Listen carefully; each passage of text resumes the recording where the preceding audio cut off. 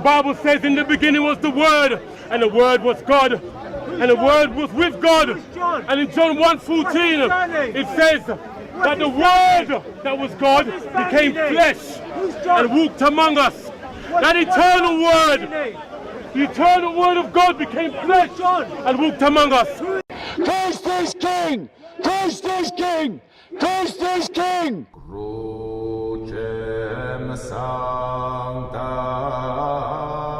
Let all that you do be done in love. A Christian, when they see their society collapsing around them, doesn't cower or run in fear. He doesn't stick his head in the sand and hope that it will all change and just go away and be all right. He doesn't throw up his hands and say all is lost. A true man, when he sees a challenge, he rises to the challenge. He digs deep within his own soul to find the strength to do what is necessary to meet the challenge in front of him. And this is what as Christians we are called to do. That means that when we see our society collapsing around us, we don't run away, we don't go and join the opposition as Andrew Tate did.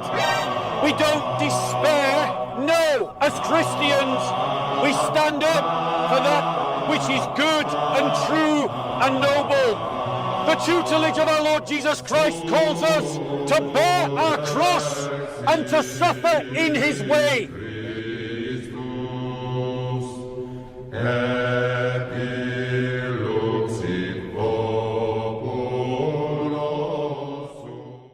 Culture. So for instance, a Muslim wearing a headscarf is not egregious because Christians wear headscarves.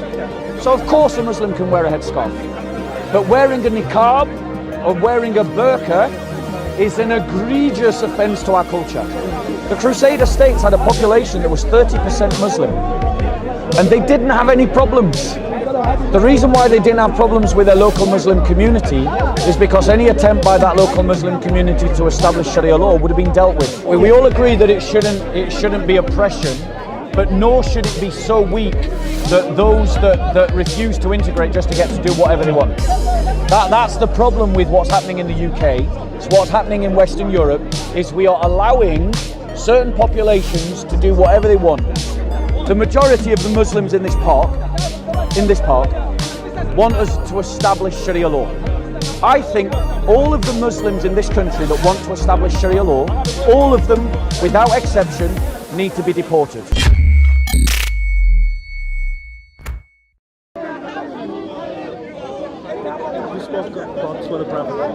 Sorry? You spoke about solar brotherhood in the beginning. Yeah. And then you jumped onto, I think, Article 14. I'm sorry, there's so much noise, I can't hear you. And then you jumped on into... Could you start again from the beginning? Okay, so we spoke about solar brotherhood, right? You started your statement. Solar brotherhood, yes. Yeah. And the article regarding about speech of the United Nations. Yes. And then I think you touched on Article 14 of the International Convention on Human Rights, which deals with refugees. Yes. But if you go back to Article 13 of the convention, it says that anyone has the right to leave his state or to leave his country to come back to his own country. Yeah. So when it comes to immigration, we have to start on Article 13 even before we jump to a refugee. Because a refugee has a reason to leave his country, which is war and so on. Yeah. But if you go back to Article 13, there is no requirement for anyone to be under distress to leave their country, to go on the other country, to come back to his own country. That's a really good point. Yeah. And I think it actually strengthens the whole argument. Yeah. Could you want to stand here and talk about it? Yeah, sure. So I think it strengthens the whole argument, which is that this convention is not fit for purpose. Because as you've just rightly pointed out, it states that you don't even have to be persecuted, you have the right to leave, right? But this is the problem, is that we've got uncontrolled, unfiltered immigration. And it is harming British society, it's harming European society. I'll give you an example. In France, they've seen gangs of immigrants running around in tans, having their little gang war with one another, carrying armed weapons, Kalashnikovs and assault rifles. We've got problems with immigrant communities that have not properly integrated into the UK. So for example, Muslim Pakistanis only make up 4% of the UK population, but they make up 15% of our prison population. They do. The reason for that is because they've never been encouraged to integrate, and so because they've never been encouraged to integrate, and because they've had nothing to, and that's not their fault. We've never given them anything to integrate into, and because of that, and because they haven't integrated, they end up being at the bottom of the pile in terms of getting jobs, in terms of achievement, in terms of education, and then a lot of them resort to crime. That's all true. You're absolutely right in what you say.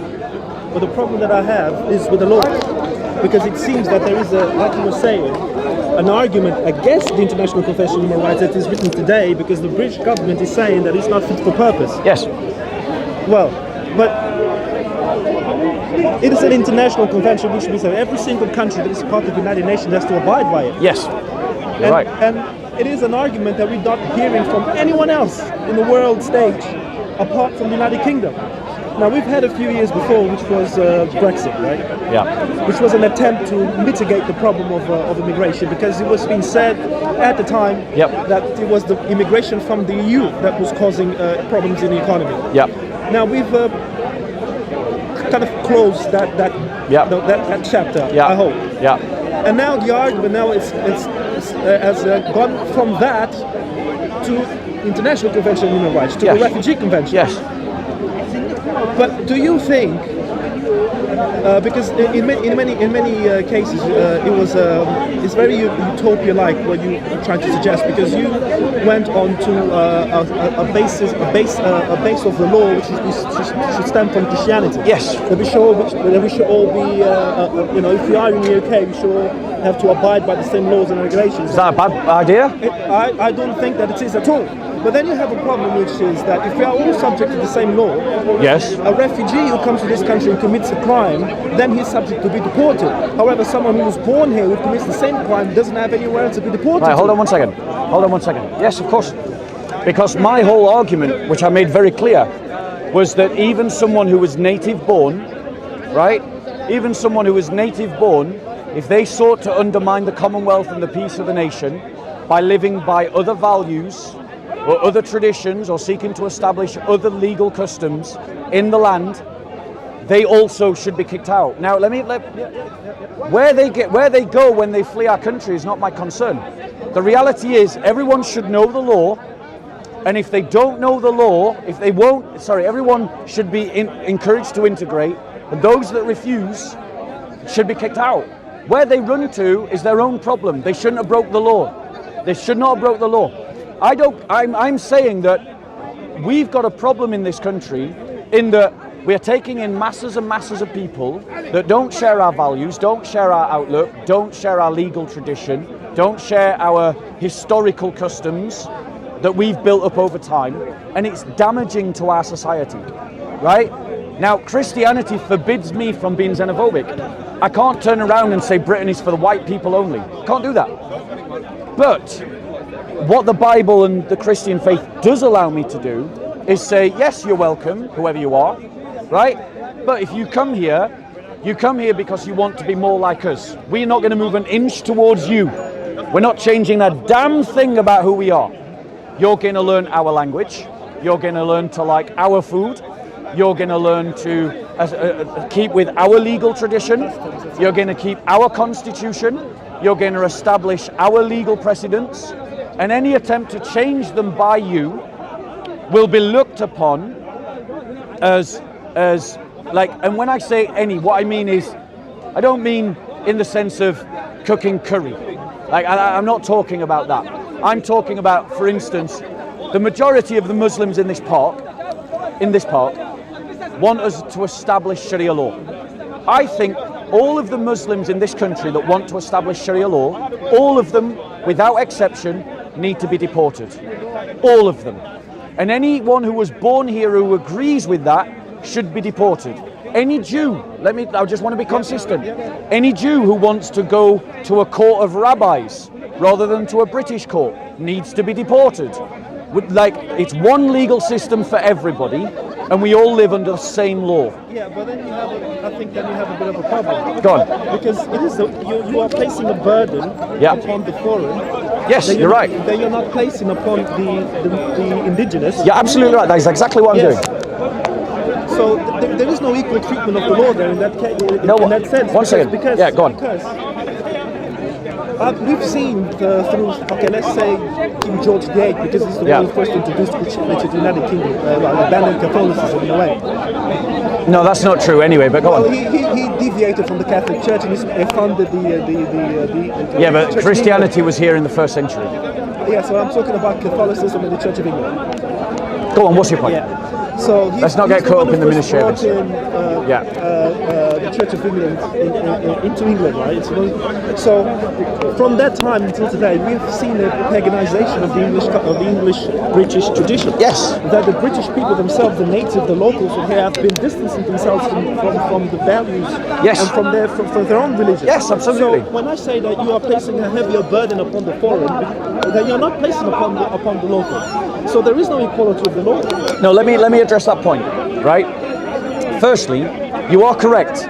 I am saying that if you choose to come to this country, that you have accepted that you have chose Britain. Britain didn't choose you. You came here because you wanted to, we didn't ask you to, right? So the responsibility is on the immigrant to integrate. It is not, let me finish.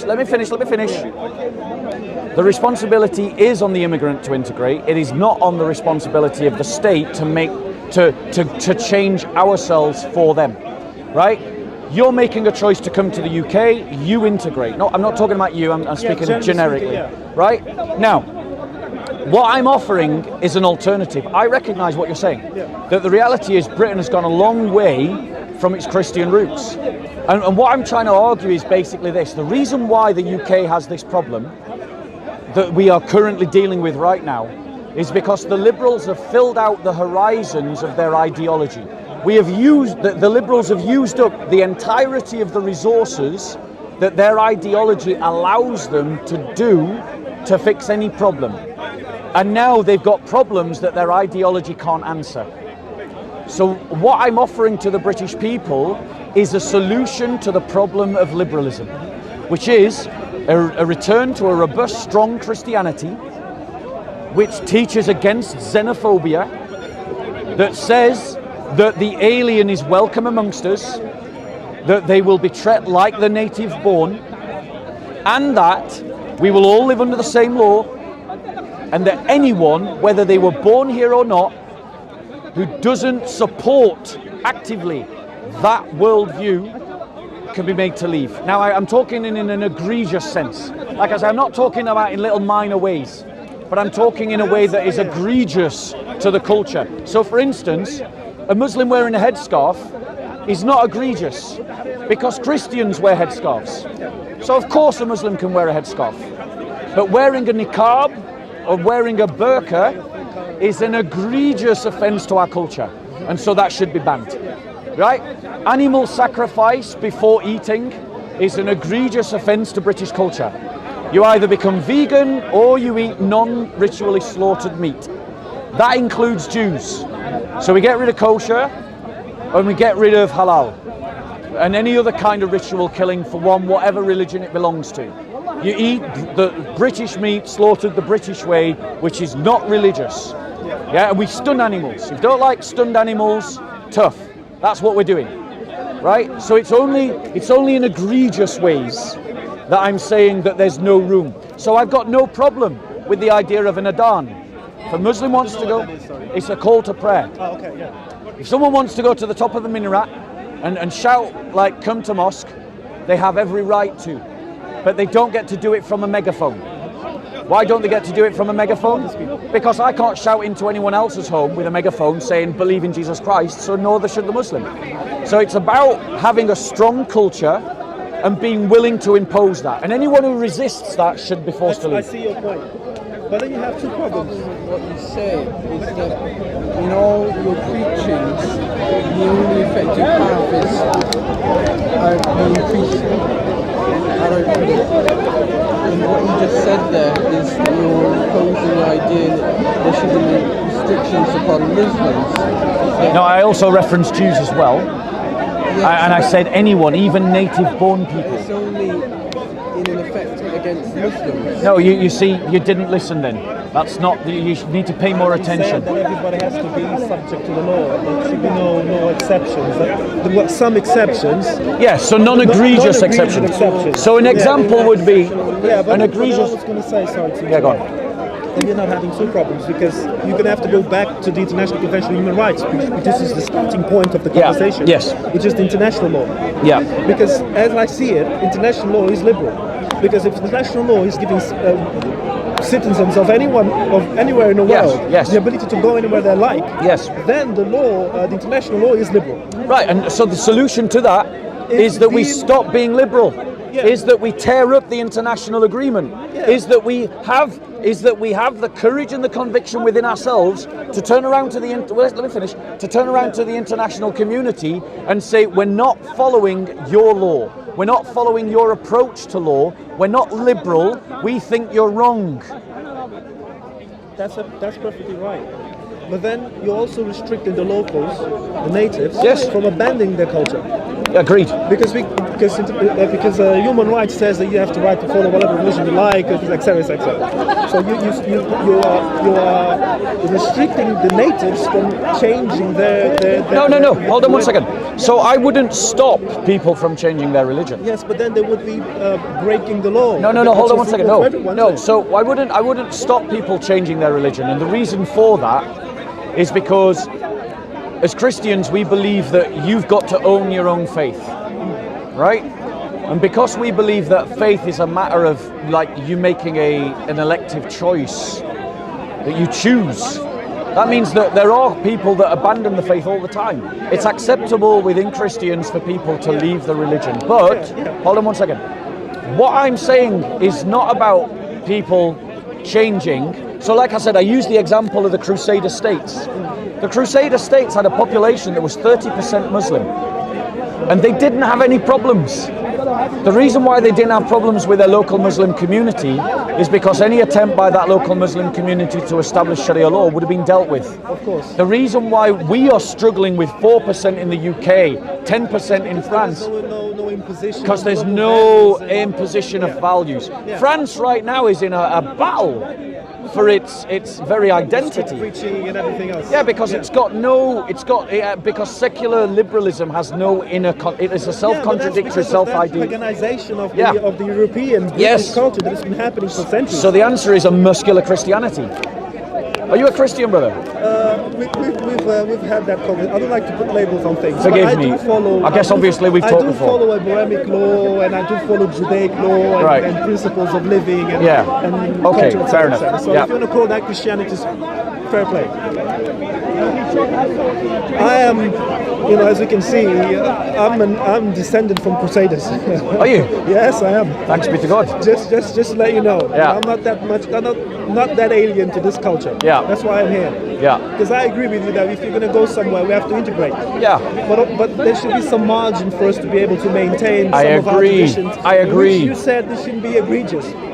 It shouldn't interfere too much with the life of the locals. It shouldn't morph into oppression of the Exactly. Sorry? It shouldn't morph into oppression of the as well. I also created, not I created. But no, right, wait. We all agree that it shouldn't be oppression, but nor should it be so weak that those that refuse to integrate just to get to do whatever they want. That's the problem with what's happening in the UK. So what's happening in Western Europe is we are allowing certain populations to do whatever they want, and that needs to stop. And we can't do that while ever we keep continually buying into this liberal narrative. With the history of Muslim people within Europe, from the Muslim world, is that the first generation, there was really no problems. But they did keep mostly to their own culture. Yes. It was only with the second generation that they're... And the reason why that... I haven't finished. Yeah. Is that... Are you a Christian? No, I'm a Muslim. Right. Is that there was... Because they were born into a Western culture, that they had a family that was of Islamic culture, in a sense. So there was a conflict within themselves, which sometimes manifested into out to Exactly. as a whole. But the thing is, do you, for instance, as the a problem isn't because they're in a culture, it's because of the conflict, yeah, and that conflict is resolved by integrating those populations and Yes. giving them something to integrate into. But how to integrate is to just let them be. Right. So let me just address this point. yes. Because as a Muslim, if you're truly committed to Islam, you want to impose Sharia, you want to have Sharia law established here. Sharia law will turn me into a second-class citizen. And I don't think we should countenance. So Sharia law permits slavery. Sharia law permits child marriage. I don't think that we should give room to that ideology. And I don't think that we should allow that, because those doctrines are egregious, that we should allow them to be preached. And therefore, those that preach such doctrines should be dealt with by the state. Now, the point is, if you want to, the problem you rightly identified arose by the fact that the second generation of Muslim immigrants didn't have anything really to attach themselves to that was strong, clear, that they could embrace, and incidentally, nor did they encourage themselves to adopt anything. There was no expectation and no encouragement to do so, within or without. So everyone is to blame for the mess that we're in. I'm trying to offer a solution to the problem. Your turn. Go on. Yeah, well, I see, because with Swallow Braverman statement, Yeah. I see a bit of an hypocrisy going on in that, because as I see it, the British culture is pushing a liberal agenda. International law is pushing an international agenda. Yes. So I think it's a bit hypocritical for her to come out on the world stage and say, look, we have to abandon this liberal international policy of everybody goes whatever they like, because it's the same policy that European Union implements, which is open borders. So how can the British government, how can I think it's the Conservatives come out on the world stage and say, look, we need to abolish international law because it's too liberal, but then at home they are pushing liberal agendas. Yeah. One thing is, for example, the right for homosexuals to be married, for example, which is a liberal agenda, and it's a liberal agenda that is strongly, promoted in the British culture. Yes. Now, I see a conflict between that type of policy and Christianity, because we know that from a Christian perspective, there are some acts that are abominable. Yes, you're absolutely right. Put this on me just to get sure. better sound from both of Yeah. you together. Go on. There are some acts that are abominable. That don't mix much with what's been happening. So there is an argument from Swallow Braverman, which is the burden, the economic burden upon a country, upon the host country, from receiving all these immigrants. But then I ask, why was the reason that I think was after 1945 that they decided that they needed to come with an international law to protect refugees, and then to update the law to say, okay, that people can leave their countries, because in the UK, in Europe, the effects of the Second World War were so devastating that they had to open their borders to allow migrants from the Caribbean and other countries to come in to strengthen the economy. However, there was a bit of a problem, of saying there was a lack of funding that perhaps happened during that time until now, which was directed into integrating, integrate those old people into. So a couple of points. Firstly, you're absolutely right. The British government is being hypocritical, because on the one hand it wants to complain about internationalism, but on the other hand it's pushing internationalism. What's the answer? Stop being internationalist. Like, as Christians, we have a form of internationalism, which is the church. Remember, the Christian faith brings together people from every place on earth. Arabs, Japanese, Chinese, Nigerians, Ethiopians, Latinos, Native Americans, we're all Indians, we're all brought together with Saxons, like in one church, right? And so I've got no problem with multi-ethnicity. I've not got no problem with multiculturalism. Christianity is expressed differently by different cultures. The thing that allows those Christians to get on with one another is because they had a similar base.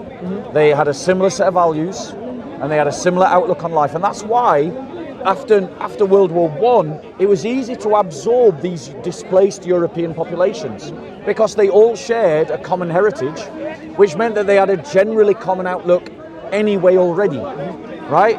And it was only the racists that struggled, right? But the point is, that's not the issue that we face now. The issue that we face now is that we have invited en masse cultures alien to our own, and alien in the sense that they have different values, a different outlook, a different set of doctrines, that are seeking, in some cases, and those are the ones that we must deal with, that are seeking actively to undermine and replace what we've got. Yes, but then what the opposing force? Yeah, sorry, go ahead. But shouldn't they then be dealt with in the same vein as say fascists, people who want a culture that is different from our own, and fascists are usually like of the majority ethnic group. So what we should do in that case is do it on an individual level, instead of a national level in terms of religion. So again, you've not listened to the entirety of the conversation, and you keep misunderstanding the conversation. So I do agree that fascists should be dealt with in the same way as Islamists. Islamists and fascists both should be crushed by the state. Islamists and Nazis should both be crushed by the state. Islamists, no, the whole group. Islamists and communists should be crushed. Not just individuals, but their networks, their institutions. That's not what and I'm saying, no, not on an individual basis, no, on a collective basis. All Islamist networks, all Nazi networks, all communist networks should be actively crushed by the state. That's not what I meant by individual. Go on, you. But those groups are not internationalists. Because which ones? The communists are. Islamists are. The Nazis. The Nazis are. They're not and the fascists are. They're not internationalists. Yes. And social and the policy that we have, the international policy that we have, is liberal. Liberal then would mean internationalist, but you said that you're not an internationalist. You're more of a. I'm Catholic. Okay, but that doesn't. It's not a political. With a small statement. c. No, it is. That's the point. But is it an internationalist one or a socialist one? Or a nationalist? Do you want me to answer that? Yeah, go ahead. So the thing is, what I'm trying to say is, the problem, the current paradigm that we've got is clearly not working, right? The paradigm that we have is liberal internationalism is failing because it's trying to do the impossible. It's essentially saying that the Western world can be the lifeboat of the entire world. That is not going to work. Yeah, but Let me finish. Right, so that's the problem, liberal internationalism. I'm not running to the other extreme of, say, let's all get in bed with the Nazis, the fascists and the xenophobes, because they also are condemned by my faith. What we must do is have a filter on immigration that says, look, everyone in principle is welcome, but we are going to filter and we're going to say, look, we're going to favour people that are already in line with, right, our own values, our own customs. So if you're a Lebanese Christian, you're going to be treated more favourably by our immigration system than a Lebanese Muslim, because you're bringing with you values that are already native. Right? Now, if you're a Lebanese Muslim, but you clearly demonstrate that you really want to be British and adopt our values, even if you stay Muslim, you're welcome. But if you're a Lebanese Islamist, you're out. Yeah, but then the argument, the economic argument, kind of falls a little bit. Because explain how, because I don't see. Because the reason why there was an international open border policy was because of an economic degradation of Europe. So if you try to become very selective on the people that you get, maybe you're not going to get the best pool of people to come in. Because if you look out in the world, one of, I think, what the benefits of the war was for many countries to become independent from colonialism. And colonialism, and I blame a bit Russia for a type of colonialism that was not occupational but ideological, because they they pushed this idea that the religion was the opium of the people.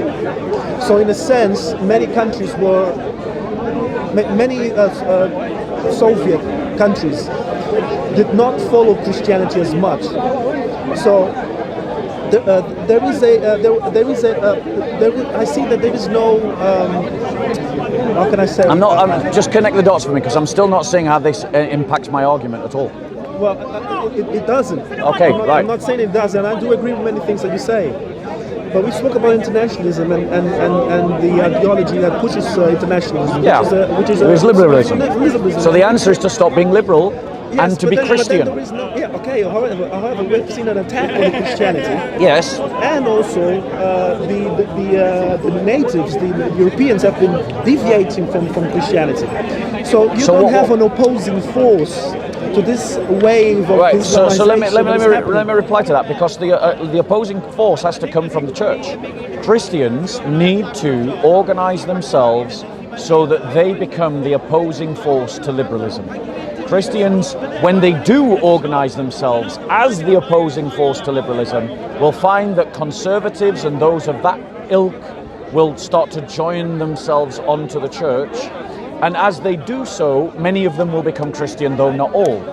And then, as the church continues to oppose liberalism, hopefully, from a clear, well-articulated Christian position, even liberal Christians will be drawn closer to Christ. Because when we start calling out liberalism as the error and the heresy that it is, then it ends up that liberal Christians, their conscience will be pricked, and those that really love Jesus will move away from liberalism themselves. So are you arguing that Suella Braverman that is right in saying that we should abolish Article 13 and Article 14 of the International I am saying that Suella Braverman,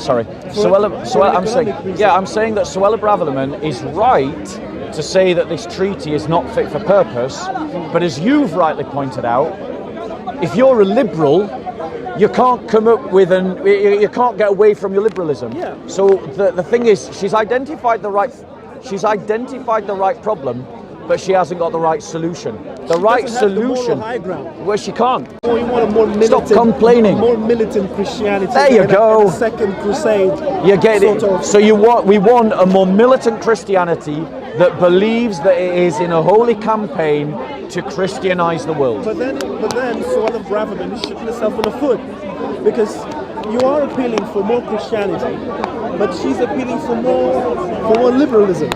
Well, I'm not saying Suella Braverman's a Christian. She's not a Christian. She's not a Christian. So at no point has my argument been based on Suella Braverman's Christianity. So that's not an argument. Yeah. It's not an argument.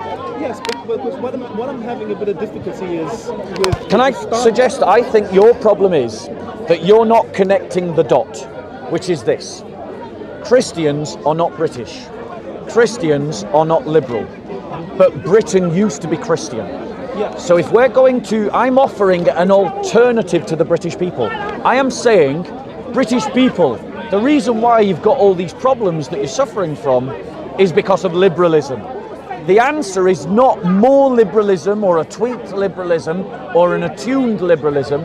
The answer is get rid of liberalism, replace it with Christianity. Christian political thought is what you're missing. That's the dot. Is we need to think politically as Christians. But let me go back to equality of the law and the burdens that are placed on persons which are born here and the persons who come here. Yeah, which is the same. Because can you condemn the people who are foreign, who come to this country and decide to follow a more liberal approach to British culture rather than a Christian one? Because in your view... You've missed my point. I'm saying, I'm not trying to defend liberal culture. I'm saying the way that Britain has gone wrong is by the adoption of liberalism. So I'm not saying that the solution is any kind of liberalism. I'm saying that the solution is let's get rid of liberalism in its entirety. From beginning to end, let's just drop the whole failed experiment. We've tried it for 300 years. It's led to disaster. Let's now return to a muscular Christianity. But if that happens, if let's say tomorrow the United Kingdom decides to abolish the International Convention on Human Rights, what will replace it? It's not going to be a more militant Christianity. No, so what will replace it? But More the liberalism. point is, brother, at least me, because I don't know where you stand, but as a Christian, we as Christians have got to make an argument to the British people that actually we don't have to keep trudging down this erroneous road, that we can go in a different direction. So I'm not saying that, well, let's click our magical fingers and just get rid of the international agreement. I'm saying that we as Christians need to offer a strong alternative to liberalism that people will then adopt. And then when we, as more and more Christians, take on a muscular Christianity, and more former Christians or non-Christians adopt that muscular Christianity, we will then be in a position to say to the world, we're tearing up your international agreement and we're going to replace it with this. Immigrants are still welcome, but you're welcome on our terms. Firstly, we are going to filter. We're going to favour Christian immigrants. Secondly, you can still come if you're not a Christian, but you're coming because you've chosen to be British. And so what you're going to do is you're going to integrate into our existing society, and in any egregious way in which your home culture and our culture disagree, you're the ones that accept the change, not us. In an economics perspective, let's say, yes, tomorrow the United Kingdom decides to leave the International Convention on Human Rights. Don't you think that would isolate Britain even more than it is already, especially after leaving the European Union? Yeah. And don't you think that that would hurt economically, that would hurt the United Kingdom even more? Yeah. Because it will diminish considerably all the countries that they can do business with, unless by some miracle. Yeah. So the British people need to ask themselves this question: is there some British identity worth saving? If the answer to that question is no, it's all about economics, then yeah, please keep doing the international liberal thing. If your entire world is decided by just economic questions, then you're right. What I'm suggesting is a disaster, right? But if you think that there is something more important, than simple economic factors and questions, then, and you agree with me that a culture and a tradition and an identity is worth keeping, then we've got to find a way to keep it, because liberal internationalism is destroying it. And I think questions about our culture and our identity are more important than questions of economic. I voted Brexit knowing that Brexit would probably hurt the British economy. But I thought that national sovereignty was more important than economic questions. Yes, but then you see what's happening in African countries now. Let's start wrapping this up, Rob. Okay, well, I think we've covered a lot. I don't want to take much of your time. I didn't want to. I didn't come to argue against you. No, I know, that's fine. Just to share some kind of ideas. No, so let's do this last thought. What's your last thought on this? The one that you were going to articulate. I think that abolishing the International Convention on Human Rights, it's a no-go. It will not provide the economic benefits that the argument for it is trying to make. Because the reason why Swallow Brothers has come up and said that we need to abolish this is because they say that mass immigration is hurting the British economy. Secondly, the culture. But time will tell. So you're absolutely, in one sense, she is right. You know, we're spending, I can't remember what the exact figure is, 1 billion or 4 billion on just housing immigrants. Like, whatever the number is, it's massive. That is hurting the economy, because that money could have been spent elsewhere per annum, right? So that is a deficit to the economy. And not allowing those migrants to work, because please note, I actually said that an immigrant, a refugee, should have the right to work. Because I said that the principle of Christian law is everybody lives under exactly the same laws. So I'm actually saying, along with my idea that we should filter hard and we should give a culture that allows people to integrate, and we should expect people to integrate, and we should deal with people that don't. Along with that, I'm actually arguing for more rights for refugees and immigrants than they currently have at the moment. Now, you're right. Breverman is if she's trying to frame the whole argument in economics, she's going to lose, because economics comes down to GDP, and GDP comes down to population, right? And we wouldn't need to import a population if we didn't abort a population. And abortion and contraception is why we need mass immigration. So all of you conservatives that are on one hand whinging and complaining about mass immigration, but you're supporters of abortion and contraception, you're part of the problem. But I'm saying that there are questions more important than economics. My argument is based on the idea that there's something more important than economics. I don't disagree with that. I'll just to finalise, I also take a more of a nationalist, Christian nationalist side of things rather than an internationalist one. Yeah. However, I do agree that we need to have bilateral agreements with other countries and we need to have the same understanding to do business with each other, because I don't agree with funding, giving grants to Saudi Arabia to go and shoot. Exactly. Anyway, it was really nice speaking with you, brother. Here's a gift. I always, anyone who has a nice conversation with me gets a gift. Thank you. I'll read it. Maybe you'll come and have a chat with you. All right. Talk us about it again. Okay. What's your name, bro? Livingston. Livingston. So Livingston came with some intelligent arguments. Do you want to grab a coffee in a second? Yeah, we go grab a cup of tea. You can come with us. Yeah, on or off camera? On or off camera? On or off camera? Right, well, let's go over there then. So basically, this brother came to ask an intelligent question and came to have an intelligent conversation about the question of immigration and refugee status. Now notice, at no point did he play the race card, right? Which just goes to show that we can have intelligent conversations about this issue. And we need to open up this conversation to an intelligent discourse, because everyone recognizes that we've got problems. I work with people in this park who are immigrants, and some I know are refugees.